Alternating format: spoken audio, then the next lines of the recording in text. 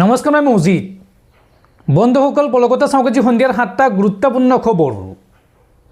প্ৰথমটো খবৰ, নৱবৰ্ষৰ দ্বিতীয় দিনটোতে দেশৰ কোটি কোটি কৃষকৰ বাবে আহিল ভাল খবৰ। প্ৰতিগৰাকী কৃষকৰ একাউণ্টত সোমাব PM কিষাণ সন্মান নিধিৰ 22 নং কিস্তিৰ ধন। শীঘ্ৰেই প্ৰতিগৰাকী কৃষকৰ বেংক একাউণ্টত সোমাব 2000কৈ টকা। নৱবৰ্ষৰ দ্বিতীয় দিনটোতেই দেশৰ কোটি কোটি কৃষকৰ বাবে আহিল ভাল খবৰ। শীঘ্ৰেই প্ৰতিগৰাকী কৃষকৰ একাউণ্টত সোমাব PM কিষাণ সন্মান নিধিৰ 22 নং কিস্তিৰ ধন। প্ৰতিগৰাকী কৃষকৰ একাউণ্টত সোমাব 2000কৈ টকা। আপুনিও সাজু হওক PM কিষাণৰ 22 নং কিস্তিৰ ধন ল'বলৈ। আৰু এইবাৰ নতুন নিয়মেৰে দেশৰ কৃষকসকলৰ একাউণ্টত জমা হ'ব ধন। আজিয়েই কৰি লওক KYC আপডেট। KYC আপডেট নকৰিলে লাভ নকৰিব PM কিষাণৰ ধন। জালিয়াতিৰে নাম সন্নিৱিষ্ট কৰা হাজাৰ হাজাৰ ভুৱা কৃষকৰ নাম ইতিমধ্যে কটা গৈছে এই লিষ্টৰ পৰা। আৰু PM কিষাণৰ 22 নং কিস্তিৰ ধন পাবলৈ সাজু হওক প্ৰকৃত কৃষকসকল। এই সন্দৰ্ভত মুকলি কৰা হৈছে হেল্পলাইন নম্বৰ। কিবা অসুবিধা হ'লে বা আপুনি টকা নাপালে বা এই সন্দৰ্ভত যিকোনো তথ্য জানিবলগীয়া থাকিলে এই নম্বৰত ফোন কৰি আপুনি সবিশেষ তথ্য জানিব পাৰিব। নম্বৰটো এতিয়াই লিখি ৰাখক 155261। এই নম্বৰত ফোন কৰি সবিশেষ তথ্য জানিব পাৰিব। পৰৱৰ্তী খবৰ, বাংলাদেশলৈ পঠিয়াই দিয়ক বলিউড বাদশা শ্বাহৰুখ খানক। ভাৰতত থকাৰ অধিকাৰ নাই শ্বাহৰুখ খানৰ। বলিউডৰ কিং শ্বাহৰুখ খানক এইবাৰ দেশদ্ৰোহী আখ্যা দিলে BJP নেতাই। আৰু বাংলাদেশলৈ শ্বাহৰুখ খানক প্ৰেৰণ কৰিবলৈ প্ৰধানমন্ত্ৰী মোদীলৈ লিখিলে পত্ৰ। কিন্তু কিয় চাওঁ আহক। জাতিৰ বিশ্বাসঘাতক দেশদ্ৰোহী শ্বাহৰুখ খান। শ্বাহৰুখ খানক দেশদ্ৰোহী আখ্যা দিলে এইবাৰ এগৰাকী BJP নেতাই। ভাৰতত থকাৰ অধিকাৰ নাই শ্বাহৰুখ খানৰ। শ্বাহৰুখ খানক দেশৰ গাদ্দাৰ আখ্যা BJP নেতা সংগীত সুমৰ। বাংলাদেশত হিন্দুক হত্যাৰ সময়তে শ্বাহৰুখ খানে কিনিছে বাংলাদেশী ক্ৰিকেটাৰ। IPLত KKRে মুস্তাফিজুৰ ৰহমানক ক্ৰয় কৰাক লৈ বিতৰ্ক। দৈৱকী নন্দন ঠাকুৰ ৰাম ভট্টাচাৰ্যই বিৰোধিতা কৰে এই সিদ্ধান্তৰ। শ্বাহৰুখ খান কোনো নায়ক নহয়। হিন্দুক অত্যাচাৰ কৰা দেশৰ ক্ৰিকেটাৰক বৰ্জন কৰিব লাগে। জাতিৰ বিশ্বাসঘাতক দেশদ্ৰোহী শ্বাহৰুখ খান। আৰু এইদৰে শ্বাহৰুখ খানক এইবাৰ দেশদ্ৰোহী আখ্যা দিলে BJP নেতাই। পৰৱৰ্তী খবৰ, পুনৰ অসমলৈ আহি আছে প্ৰধানমন্ত্ৰী নৰেন্দ্ৰ মোদী। অহা 17 জানুৱাৰীত অসমলৈ আহিব প্ৰধানমন্ত্ৰী মোদী। কেইবাটাও কাৰ্যসূচীত অংশগ্ৰহণ কৰিব প্ৰধানমন্ত্ৰী মোদীয়ে।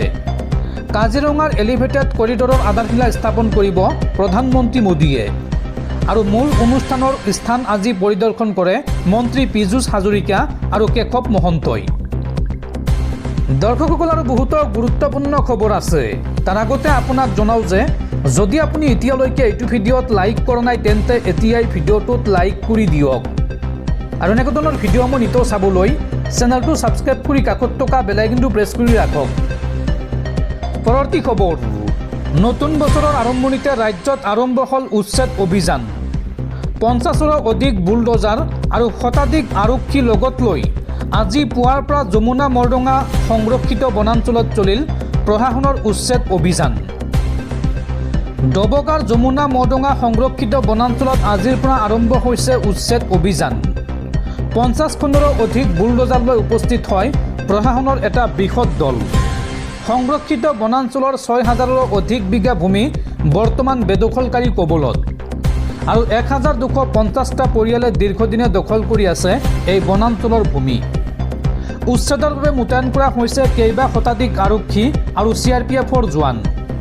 আৰু ইতিমধ্যে অধিকাংশ বেদখলকাৰীয়ে ঘৰ দুৱাৰ এৰি ত্যাগ কৰিছে বনাঞ্চলৰ ভূমি। তাৰ পিছতো আজি পুৱাৰ ভাগতে উচ্ছেদ অভিযান চলালে প্ৰশাসনে। পৰৱৰ্তী খবৰ, নেপাল বাংলাদেশৰ পিছত এইবাৰ ইৰাণত জেনজিৰ বিদ্ৰোহ। প্ৰতিবাদকাৰী আৰু নিৰাপত্তাৰক্ষীৰ মাজত হোৱা সংঘৰ্ষত 7জনৰ মৃত্যু। বৰ্ধিত মুদ্ৰাস্ফীতি আৰু অৱনতি ঘটা অৰ্থনৈতিক অৱস্থাক লৈ বিগত 5 দিন ধৰি ইৰাণ কঁপাইছে জেনজিয়ে। একাংশ প্ৰতিবাদকাৰীয়ে ইৰাণৰ সৰ্বোচ্চ নেতাৰ শাসনৰ অন্ত পেলোৱাৰ দাবী উত্থাপনৰ বিপৰীতে একাংশই ৰাজতন্ত্ৰ ঘূৰাই অনাৰ দাবী জনাইছে। পৰৱৰ্তী খবৰ, নতুন বছৰত মোৰ পাকিস্তান লিংকৰ চাৰ্জশ্বিটখন ৰাজহুৱা কৰক, লগতে বডি ডাবলৰ তথ্যখিনিও ৰাইজক জনাওক। মুখ্যমন্ত্ৰী হিমন্ত বিশ্ব শৰ্মাক উদ্দেশ্যি এই মন্তব্য APCCৰ সভাপতি গৌৰৱ গগৈ।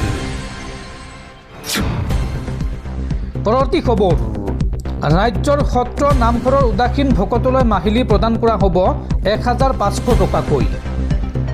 কামৰূপৰ 14 গৰাকী, লখিমপুৰৰ 22 গৰাকী, মাজুলীৰ 474 গৰাকী, নগাঁৱৰ 7 গৰাকী, নলবাৰীৰ 6, শিৱসাগৰৰ 5, শোণিতপুৰৰ 3 আৰু ওদালগুৰিৰ 3 গৰাকী। এইদৰে সৰ্বমুঠ ৰাজ্যৰ 620 গৰাকী উদাসীন ভকতক প্ৰতিমাহে প্ৰদান কৰা হ'ব 1500 টকাকৈ।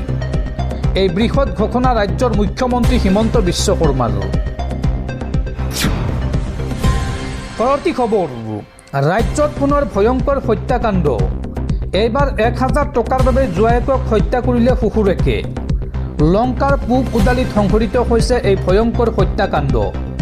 অকণ নাথৰ প্ৰহাৰত নিহত হৈছে ঘৰ জোৱাই জিতেন নাথ।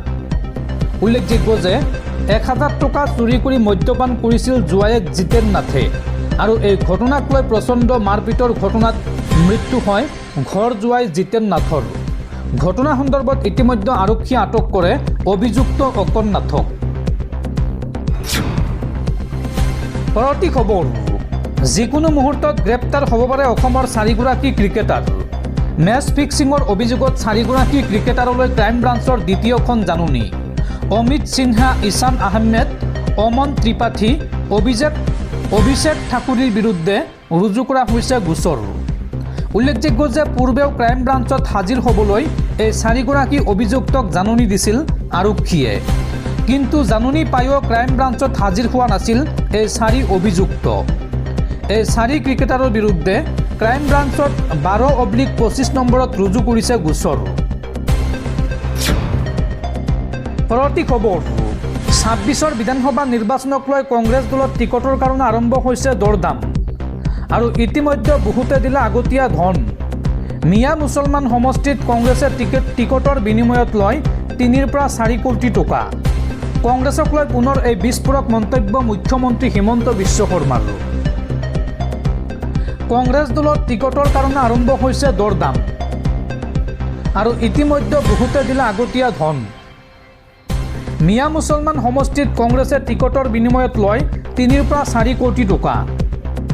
বিগত নিৰ্বাচনতো কংগ্ৰেছে লৈছিল বৃহৎ পৰিমাণৰ টকা আৰু প্ৰাৰ্থীৰ পৰাও কংগ্ৰেছে লৈছে 50,000কৈ টকা। কংগ্ৰেছৰ ব্যৱস্থাটো টকাৰ ওপৰত আধাৰিত। কংগ্ৰেছক লৈ পুনৰ এই বৃহৎ মন্তব্য মুখ্যমন্ত্ৰী হিমন্ত বিশ্ব শৰ্মাৰ। পৰৱৰ্তী খবৰ, সজাইত দবকাত চলি থকা উচ্ছেদৰ মাজতে তীব্ৰ উত্তেজনা। বেদখলকাৰীয়ে ৰোৱা তামোল গছ কটাক লৈ উত্তপ্ত পৰিস্থিতি। বিধায়ক চিৰাজউদ্দিন আজমলৰ ব্যক্তিগত সহায়কে বাধা দিলে আৰক্ষীক। সজাইত দবকাত চলি থকা উচ্ছেদৰ মাজতে তীব্ৰ উত্তেজনা। বেদখলকাৰীয়ে ৰোৱা তামোল গছ কটাক লৈ উত্তপ্ত পৰিস্থিতি।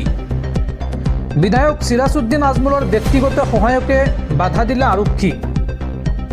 ব্যক্তিগত সহায়ক বিল্লাল উদ্দিনে বাধা দিয়াক লৈ হুলস্থুল আৰু অতিৰিক্ত আয়ুক্তক আগুৰি ধৰে ব্যক্তিগত সহায়ক বিল্লাল উদ্দিনে। নানান কথাৰে অতিৰিক্ত আয়ুক্তৰ ওপৰত ক্ষোভ উজাৰে বিল্লালে আৰু অৱশেষত জিলা আয়ুক্তৰ ধমকত উচ্ছেদস্থলীৰ পৰা পলাল বিধায়কৰ PA।